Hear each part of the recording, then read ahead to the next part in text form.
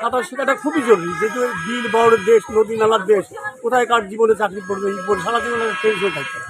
সাঁতার পারতাম না, এমনকি পানিতে নামতেও ভয় পাইতাম। তো এই কয়েকদিনে আমি মোটামুটি কিছুটা শিখেছি এবং এটি একটি মহৎ উদ্যোগ। সাঁতার শেখাটা একান্তই প্রয়োজন। খাল বিল নদী নালা তার উদ্যোগে দেখা যাচ্ছে এখন বয়সী ছেলেরাও সাঁতার জানে না। আগেকার বাচ্চারা সবাই সাঁতার জানতো, এখন কিন্তু এই সাঁতার শেখাটা যেটা প্রয়োজনীয়তা জিনিস, সেই প্রয়োজনীয়তা অনুভব করেই এই সাঁতার শেখাটা নিয়েই আমাদের কার্যক্রম শুরু। তো সাঁতার শিখতে যে আমরা যে প্রতিবন্ধকতা পেয়েছি সেটা হলো আমাদের এখানে ট্রেনারটা আসলে নাই। ট্রেনারটা নাই বলতে এই প্রতিযোগিতাগুলো বাংলাদেশ থেকে উঠেই গেছে, সেই কারণে আমরা অনেক কষ্ট করে ট্রেনারগুলো খুঁজতেছি, যে ট্রেনার যদি পাই আমরা আরও সুন্দরভাবে প্রশিক্ষিত নিয়মের মাধ্যমে, নিয়ম কানুন যেটা আছে নিয়ম কানুন অনুযায়ী আমরা শিখাইতে পারবো। তবে আমরা এখন চেষ্টা করতেছি অন্তত নেট ঘেটে যে কিভাবে শেখানো যায় ওইটা দিয়ে আমরা সামান্য প্রশিক্ষণের ব্যবস্থা করতেছি। বিভিন্ন বয়সী ছেলেমেয়েদের সাঁতার প্রশিক্ষণের ব্যবস্থা করেছে, এটা আমার কাছে খুবই মহৎ উদ্যোগ বলে মনে হয়েছে।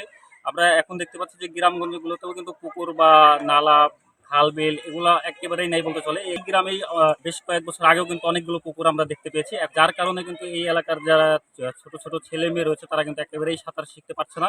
আমাদের এই রাবেয়া কাদের স্মৃতি পাঠাগারের যে ছোট ছোট বাচ্চারা আছে, আমরা কথা বলার মাধ্যমে জানতে পারি তারা কেউই সাঁতার জানে না।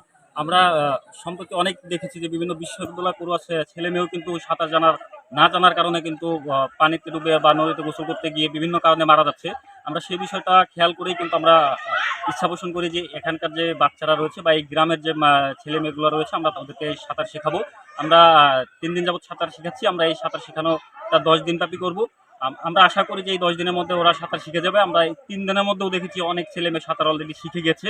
আমি এই উদ্যোগটা মহৎ উদ্যোগ বলি। রাবেয়া কাদের ফাউন্ডেশনে এখানে যে সাংস্কৃতিক চর্চা হয়, একদিন আমরা দেখলাম যে অনেকগুলি শিশু সাঁতার জানে না, অথচ আমাদের ধারণা আমরা জানি যে বাংলাদেশে সড়ক দুর্ঘটনার সবচেয়ে বেশি মানুষ মারা যায়, তারপরেই কিন্তু জলে মানে পানিতে ডুবে মারা যায়।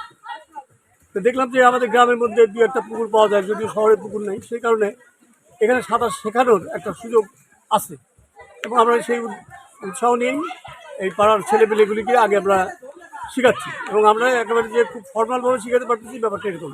যে সবচেয়ে সুস্বাদু হালিম রাঁধুনি হালিম, হালিম হোক রাঁধুনি হালিম।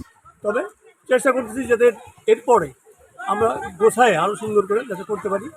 একেবারে ট্রেনার যোগাযোগ করতেছি বিভিন্ন জায়গায় যে তারা যেন এসে আমাদের বাচ্চাদেরকে শেখায়। এই রাবেয়া কাদের ফাউন্ডেশনের এই উদ্যোগ এবং যে পরিচালক নজরুল ইসলাম, সে সর্বতভাবে সহযোগিতা করছে এবং সবসময় সে খবর রাখছে। অতএব সাঁতার শেখাটা খুবই জরুরি, যেহেতু বিল বড় দেশ, নদী নালার দেশ, কোথায় কার জীবনে চাকরি পড়বে, সারা জীবনে টেনশন থাকবে। সেই কারণে আমাদের ধারণা যে এটা শেখা খুব জরুরি।